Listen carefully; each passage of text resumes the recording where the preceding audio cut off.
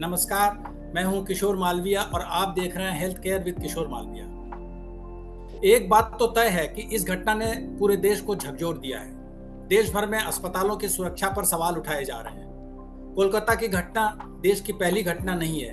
पहले भी अस्पतालों में डॉक्टर और दूसरे स्वास्थ्य कर्मियों के साथ हिंसक वारदात हो चुकी है। आखिर इसे कैसे रोका जाए?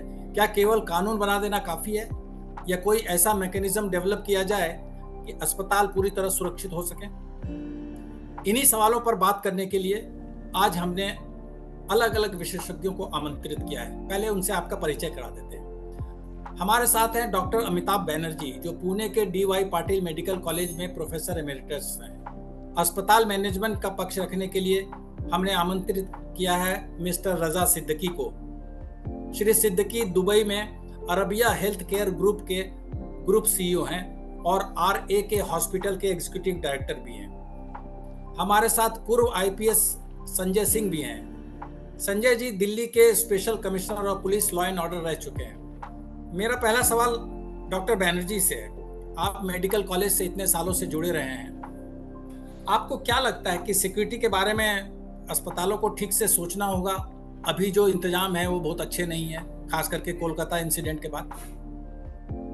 धन्यवाद किशोर जी। हाँ, आपने जो कहा है, एक तो सिक्योरिटी है, दूसरा आपका एक्चुअली जो डॉक्टरों के ऊपर जो हमला होता है कई कारण से होता है। तो ये कोलकाता वाला अभी जो हुआ है RJ कर वाला, इसमें कई पहलू है। इसमें अंदर का करप्शन भी आ रहा है, बाहर ये सब भी आ रहा है। तो ये एक अलग ही कैटेगरी में आता है।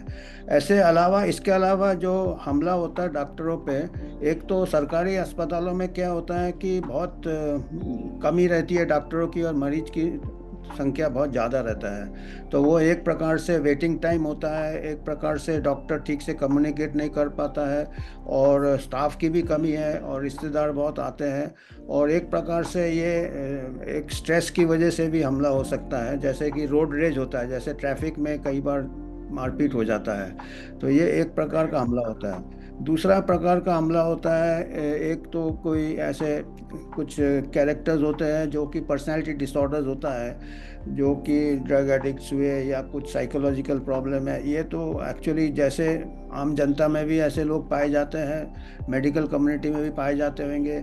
और अभी आपने देखा है कि अभी जो हमला हुआ है, अभी जो RJ कार में, ये तो मोस्टली इनसाइडर ये लगता है अभी तक जितने सबूत आए हैं। तो ये एक बात अभी मैं सुन रहा था मिस्टर सरकार को, एक प्रकार से जैसे पॉलिटिक्स में होता है, एक आप पार्टी के अंदर आ जाते हो तो आप पार्टी के सीनियर लोगों के इसके बोल नहीं सकते हो कई चीज़ें। तो ऐसा मेडिकल सिस्टम भी इतना बड़ा हो रहा है, और एक प्रकार से ऐसा हियरार्की हो रहा है कि जो जूनियर डॉक्टर है, मिडिल लेवल डॉक्टर है, वो अगर गलत चीज़ देखेंगे भी तो उनके पास एक ये नहीं है, एक किसी को अगर शिकायत करने के लिए नहीं है कि उनका कैरियर इफेक्ट हो जाता है। तो एक प्रकार से पॉलिटिक्स हर ऑर्गेनाइजेशन में आ रहा है। खाली पॉलिटिक्स में ही नहीं है, राजनीति में ही नहीं है, ऐसे बड़े बड़े ऑर्गेनाइजेशन में भी पॉलिटिक्स आ जाते हैं और पावरलेस हो जाते हैं, मिडिल लेवल, जूनियर लेवल। और जहाँ तक अभी तक जो सबूत आए हैं, ये जो डॉक्टर थी, ये ऐसे ही कुछ जाल में फंस गई थी। शायद वो किसी को देखे थे, उसने कुछ ऐसे कुकर्म हो रहे थे या कुछ करप्शन हो रहे। तो ये तो एक, मैंने बोला, एक अलग तरीके का एक ये प्रकार का वायलेंस हुआ है इसके अगेंस्ट। और ये हर जगह ऐसा है। तो इसका जो सिस्टम क्लीनिंग ऑल्सो रिक्वायर्ड, कि जो हायर लेवल में जो जाते हैं उनका जो गुड कैरेक्टर या गुड उनका रिकॉर्ड होना चाहिए। तो ये एक कमी है, मॉरल करेज नहीं है। हमारे मेडिकल प्रोफेशन में भी कई बार ऐसे होता है कि हम देखते हैं अपने साथियों को गलत काम करते हुए, तो हमारे पास ये रहता है कि कवर अप कर लो या तो कुछ ज़्यादा झमेले में नहीं पड़ो, ये चीज़ भी हो जाता है। तो ये एक धीरे धीरे बढ़ता रहता है। तो ये एक अलग वायलेंस है ये। डॉक्टर रजा सिद्दीकी, क्या UAE के अस्पतालों में ऐसी वारदात की कल्पना की जा सकती है? कैसी सुरक्षा व्यवस्था है? जरा आप अपने अनुभव से बताएं हमें। देखिए सर, हम सब लोग इस एकोसिस्टम का पार्ट हैं। Doctors, hospitals are not isolated. We are part of the community and society, the political system, the bureaucratic system. तो इन आइसोलेशन नहीं देख सकते। Doctor Amitabh has beautifully explained because इसमें एक नंबर 1 टोटल इकोसिस्टम आ जाता है. Law and order has to prevail, it has to be implemented. मैं आपको एक मिसाल देता हूँ कल्चर की, वैल्यू सिस्टम की, एनवायरनमेंट की, सेफ्टी की, सिक्योरिटी की. मैं I am a proud Indian और मैं 25 साल से दुबई में रहता हूँ. और एक लॉ एंड ऑर्डर की आपको एक मिसाल मैं देना चाहता हूँ जो कि बहुत इंपॉर्टेंट है. आप कोई भी हो सकते हैं, अगर आपने किसी आदमी को थप्पड़ मार दिया, you slab somebody, irrespective of your stature, position, anything, you have to sleep essentially 1 night in jail. ये लॉ है. तो यहाँ पे देखिए कल्चर की बात होती है कि आर्ग्यूमेंट करिए, आप डिस्कस करिए, एक लॉ ऑफ द लैंड के हिसाब से डिस्कस करिए. लॉ आप हाथ में नहीं ले सकते. ये जब चीज कल्चर में होगी जब ही ये हो सकता है. एक तो एनवायरमेंटल फैक्टर हो गया. दूसरी बात ये है कि ये जो केस टू केस इंसिडेंस होती है, डॉक्टर्स के केसेस में एक B2C होता है, डॉक्टर टू कस्टमर. अब डॉक्टर टू कस्टमर के 2 सिनेरियोज हैं, वो doctor Amitabh has beautifully explained. एक तो मैंने हिंदुस्तान के हेल्थ केयर सिस्टम में 20 साल गुजारे हैं. मैंने हिंदुस्तान का 70% each and every district I have seen. I have seen God is kind top hospitals of the world. तो मुझे पूरा कल्चर मालूम है. हिंदुस्तान के गवर्नमेंट हॉस्पिटल्स ओवरबर्डन हैं. एक डॉक्टर जिसकी कैपेसिटी 20 पेशेंट देखने की है, अगर आप उसके पास 100 पेशेंट भेज देंगे तो वो बेचारा क्या कर सकता है? वो पेशेंट सेटिस्फेक्शन की वो कहाँ बात करेगा? वो बेसिकली उसकी स्मॉल प्रॉब्लम या बिग प्रॉब्लम को सॉल्व करने के लिए उसके पास 2 मिनट होते हैं. एक सेइंग होती है मैनेजमेंट में, यहाँ पे दोनों लोग हैं, मैनेजमेंट भी है, ब्यूरोक्रेसी भी है. से what you do, do what you से. ये बहुत इंपॉर्टेंट है हेल्थ केयर में भी. जो आप पेशेंट को कम्युनिकेशन बहुत इंपॉर्टेंट होती है, और जहाँ पे लैक ऑफ कम्युनिकेशन होती है वहाँ पे प्रॉब्लम्स होते हैं. गवर्नमेंट में सिनेरियो ये है कि डॉक्टर के पास टाइम ही नहीं है. वो चाहता भी है, इतने एथिकल डॉक्टर्स हैं इंडिया में, वो चाहते हैं. मैंने 20 साल काम किया है, मैं I know more than 30,000 doctors in India. लेकिन उनकी एक जेन्युइन प्रॉब्लम है, वो कैपेसिटी से 10 गुना आप उसके पास काम डाल रहे हैं, and patient expects the best. Number 1 वो है. नंबर 2 है private health care. Private health care is most hated subject in the world, because उसमें ये लगता है कि you are there to make money out of my misery. मेरी परेशानी से आप पैसा कमा रहे हैं. उसमें role of communication is very important. Unfortunately Hindustan में, माफ कीजिएगा मुझे, लेकिन मेरा जो तजर्बा है, प्राइवेट हेल्थ केयर बहुत ज्यादा कमर्शलाइज हो गई है. डॉक्टर्स की जो रिस्पॉन्सिबिलिटी है पेशेंट को एक्सप्लेन करने की, patient rights, patient responsibilities, family counselling, वो खत्म होती जा रही है. तो जब पेशेंट को ये लगता है कि जो मुझे बताया गया था वो नहीं हुआ है, तो नेचुरली पेशेंट के रिलेटिव्स रिएक्ट करते हैं. उसमें आता है law of the land. Law of the land में क्या प्रैक्टिस होता है, सॉरी सर जी, आप सिंह साहब मुझे माफ कीजिएगा, लेकिन बहुत इंपॉर्टेंट है ये कि लॉ हिंदुस्तान में है मगर उसकी इम्प्लीमेंटेशन कहीं खो जाती है. मैंने जो आपको मिसाल दी कि अगर आपने थप्पड़ मार दिया तो आपको जेल में सोना है, तो आप लॉ को हाथ में ले ही नहीं सकते. आप लॉ के हिसाब से काम करेंगे. मसलन मैं आपको मिसाल दूं कि अगर आपका रोड पे एक्सीडेंट हो जाए, हिंदुस्तान में तो गोली चल जाती है, रोड रेज इतना ज्यादा है, यहाँ पे आप अब ऊंची आवाज में बात भी नहीं कर सकते. आपको साइड में पार्क करना है, पुलिस आएगी, पुलिस आके अंग्रेजी में आपको ये कहेगी, sir it happens on the road, please sit down in your car, I will see who has broken the law and your insurance will take care. ये एक सिविलाइज्ड वे है सिचुएशंस को डील करने का. आपकी गाड़ी में एक्सीडेंट हो गया, किसी का पैर टूट गया, हाथ टूट गया, आप गाली गलौच नहीं कर सकते. Law of the land takes over there. ये एक जो हमारा हॉस्पिटल का एनवायरनमेंट है वो भी पार्ट ऑफ इकोसिस्टम है. हम लोग तो वही है ना. तो हम लोग जब रोड पे लॉ को हाथ में लेते हैं तो अस्पताल में भी हाथ में लेते हैं.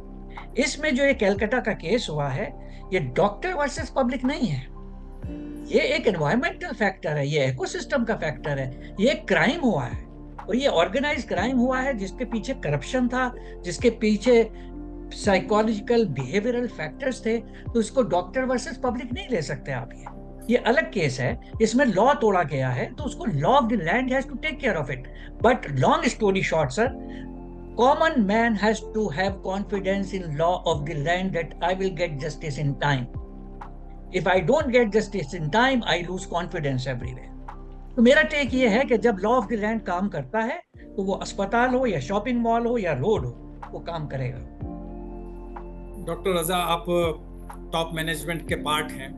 आपने जो अभी बताया कि प्रॉब्लम कानून का नहीं इम्प्लीमेंटेशन का है, वो बिल्कुल सही बात है। यहाँ तो दिल्ली का उदाहरण लेते हैं, यहाँ तो एक्सीडेंट होते ही पुलिस आती भी है तो जो विक्टिम है वो या जो कल्प्रिट है वो कहता है तुम जानते हो मेरे चाचा कौन है। तो यहाँ डायलॉग ऐसे शुरू होता है। संजय जी, आप दिल्ली में टॉप लेवल पे पुलिस में रहे हैं, special commissioner law and order number 2 position होता है, और इसके अलावा कई राज्यों में भी आप सीनियर पोजीशन पे रहे हैं। ये शायद सच है कि पुलिस हर जगह नहीं रह सकती है, हर अस्पताल में हर जगह पुलिस नहीं रह सकती है। क्या ऐसा आप आप अपने अनुभव से बताएं कि आपके नज़र में कभी ऐसा कोई केस आया और क्या इसका क्या उपाय है? क्योंकि अगर इम्प्लीमेंटेशन कानून का नहीं होता है तो उसके लिए बहुत हद तक पुलिस वाले भी जिम्मेवार हैं, क्योंकि उनको ऊपर से फोन आ जाता है, वो मान लेते हैं और फिर ये होता है। तो ये दोनों सवाल का जवाब दीजिए। रजा साहब ने बहुत बढ़िया सवाल उठाया है। देखिए, सबसे पहले तो इम्पोर्टेंट ये है कि दुबई की बात हो या भारत की बात हो, डिफरेंट सोसाइटी है, डिफरेंट एनवायरनमेंट है, पॉपुलेशन। अगर आप देखें हिंदुस्तान की पॉपुलेशन और वी आर $1 बिलियन प्लस, तो अपने इस एनवायरनमेंट के अंदर चाहे डॉक्टर्स हो चाहे पुलिस हो, सबको प्रेशर है, सबको एक जो वर्कलोड रेशियो जो होगा डेफिनेटली किसी भी ऑर्गेनाइजेशन में, हर ऑर्गेनाइजेशन के ऊपर एक प्रेशर रहता है। बट द थिंग इज, जो सिनेरियो है, जो उसी परिस्थिति में हम लोगों को भी और डॉक्टर्स को भी सबको काम करना होता है और डिलीवर करना होता है। That is the challenge of India and which we all face, और बखूबी हम लोग निभाते भी। इसमें डेफिनेटली चाहे कोई भी कंट्री हो, वहाँ पे लॉ बड़ा इम्पोर्टेंट है and police as enforcers of the law, it is important कि हम उसको ठीक तरीके से उसको एनफोर्स कराएं। जहाँ तक ताल्लुक प्रेशर्स का है, चाहे पॉलिटिकल प्रेशर की किसी ने बात की या कोई और तरीके के pressures, be it economic pressures, corruption की बात भी उठाई गई, जो भी हैं वो इंडिविजुअल टू इंडिविजुअल वेरी करते हैं। और हर समाज में ये वाली जो चीज़ें, चाहे करप्शन हो, इट इज़ नॉट कि सिर्फ हिंदुस्तान में ही इस तरह की चीज़ आपको नजर आएगी। This B it even industrialised countries, Japan हो, बाकी सारी आप यूएस, उन सब जगह भी इस तरह की प्रॉब्लम्स हैं। बट इम्पॉर्टेंट ये है कि अगर क्राइम होता है और तो उसके अंदर एक तो पुलिस विभाग का रिस्पांस क्या होता है और सोसाइटी का रिस्पांस क्या होता है और एटीट्यूड क्या होता है उस पर्टिकुलर क्राइम को लेके या प्रॉब्लम को लेके।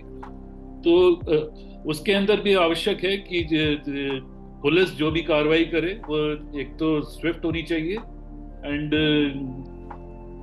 उसमें जनता को भी नजर आना ये भी जरूरी है कि इट वाज इम्पार्शियल। तो त्वरित हो, स्विफ्ट हो और इम्पार्शियल हो। जब ये चीजें मीट करती हैं तो एक समन्वय सा रहता है, एक बैलेंस बना रहता है। परंतु अगर इसमें थोड़ी भी कुताही हो तो डेफिनेटली वो इक्विलिब्रियम जो है वो डिस्टर्ब होगा और जो फेथ जो है, जो जनता का भी या बाकी जो इंस्टीट्यूशंस हैं जो मॉनिटर कर रहे हैं, जैसे मीडिया हुआ, कि वो जो कार्रवाई जो थी क्या उचित थी या नहीं थी। अगर गलती है तो डेफिनेटली उस पर कार्रवाई, उसको रेक्टिफिकेशन बी इट बाय एक डिफरेंट ऑर्गेनाइजेशन से, जैसे यहाँ पे सीबीआई को ये केस ट्रांसफर किया गया और सीबीआई ने कार्रवाई की, या मीडिया के की इस पे पैनी नजर रहे, या जो डॉक्टर्स जो हैं जो खुद पे दोबारा जरूर चाहेंगे कि इस तरह की कोई भी इंसिडेंट जो है वो दोबारा हॉस्पिटल में ना हो। तो इन सारे पहलुओं पे डेफिनेटली जरूरी है कि एक इमीडिएट रिएक्शन हो और सॉल्यूशंस हो जो कि सेटिस्फाई करें, जितने तमाम लोग जो इन्वॉल्व हैं वहाँ पे उनकी सेटिस्फैक्शन भी इनमें हो। इसी चीज की वहाँ पे कोशिश हो रही है और हम सब का भी प्रयास ये रहना चाहिए कि एक जो प्रॉब्लम है उसको सोल्यूशन की तरफ ले जाया जाए, बजाय कि उसको और ही उसको फैन करके किसी भी और मोटिव के कारण उसको और आगे बढ़ाया जाए। संजय जी, हमारे यहाँ सबसे बड़ी समस्या है इम्प्लीमेंटेशन। कानून की कमी नहीं है, हर अपराध के लिए कानून है और सख्त सजा का प्रावधान है, इम्प्लीमेंटेशन नहीं होता है। कोलकाता केस में सीबीआई ने एसएचओ को सिर्फ इसलिए अरेस्ट किया क्योंकि उसने एफआईआर दर्ज करने में देरी की थी। क्या आप इस बात की वकालत करते हैं कि देश भर में ऐसा होना चाहिए कि अगर एसएचओ या कोई पुलिस वाला इन्वेस्टिगेशन में या एफआईआर दर्ज करने में देरी करे तो उनको तुरंत गिरफ्तार किया जाना चाहिए? देखिए, डॉक्यूमेंटेशन अब जो नए जो कानून जो आए हैं इसके अंदर साइंटिफिक इन्वेस्टिगेशन के ऊपर ध्यान देने की बात है, इमीडिएट रजिस्ट्रेशन का है, और तो कई सारे नए कदम उठाए जा रहे हैं जिससे कि इंश्योर किया जाए कि प्रॉपर इम्प्लीमेंटेशन ऑफ लॉ हो। परंतु साथ साथ हमको ये भी ध्यान रखने की जरूरत है कि अगर आप देखिए एक बैलेंस जरूरी है। अगर जितने तरीके की कंप्लेंट्स, अगर आप साइबर कंप्लेंट्स अगर आप लेंगे, अगर हिंदुस्तान की अगर आप उठाना चाहें एक दिन के अंदर कितनी साइबर कंप्लेंट्स या साइबर प्रॉब्लम्स अगर पुलिस के पास जो आएंगी, और साथ साथ पुलिस के पास कई सारी फॉल्स कंप्लेंट्स बहुत सारी आती हैं, be it any kind of case, we receive so many false cases, जो कि लोग गलत एलिगेशंस लगाते हैं किसी और के खिलाफ। और देखिए फाइनली जैसे डॉक्टर्स की बात थी कि उनका स्टाफ लिमिटेड है, सिमिलरली पुलिस का भी स्टाफ लिमिटेड है। वह भी एक जो आईओ जो है वैसे ही वो अंडर प्रेशर होता है पुलिस स्टेशन के अंदर। अगर माने कि अगर एक आईओ अगर टोटल कितने केसेस देख सकता है, अगर उसका रफ एवरेज निकाला जाए, और साथ साथ एक पुलिस वाला जो कि जैसे डॉक्टर्स टू पेशेंट्स का रेशियो की बात थी, वैसे ही पुलिसमैन टू पॉपुलेशन का अगर रेशियो देखा जाए, बी इट एनी स्टेट और इन अ कंट्री, वो काफी उसमें इम्बैलेंस है।